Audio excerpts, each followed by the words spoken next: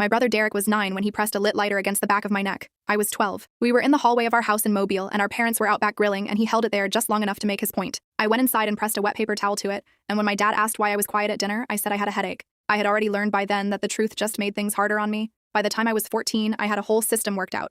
I knew which nights were risky and which ones weren't. I knew to sleep with my back to the wall. I knew that if he was real cheerful at breakfast, it meant nothing good was coming later, and I should find somewhere else to be after school. I ran the calculations every single day without thinking about it the same way most kids remembered their locker combinations. It was just survival math. He cornered me in the garage one night with a hunting knife he had lifted from our uncle's truck. He wasn't yelling or anything. He was quiet, which was always worse. He told me he had been thinking about it for a long time, and he wanted me to know that. He pressed the blade flat against my forearm and watched my face real carefully, like he was studying something. I stared at the pegboard behind his head and kept my breathing even and waited. He left when our mom called us in for dinner.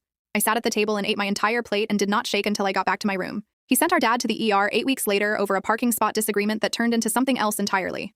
Our dad sat in that hospital bed looking at his hands, and a social worker came in and eventually made her way over to me sitting in the corner and asked if she could chat for a minute. Something about the way she said it made me think she already knew there was more to the story. I told her everything in that little family waiting room with the bad coffee and the TV on mute. She listened the whole way through, and when I finished, she said, "That took real courage to share." I looked out the window because I didn't want her to see my face doing what it was doing. Derek was 18 and got charged as an adult. He is 27 now and lives somewhere outside Biloxi, and that is genuinely all I know and all I need to know. I live in Nashville now. I see a therapist every other week, and I have a best friend named Carrie who knows the whole story and has never once looked at me differently for it.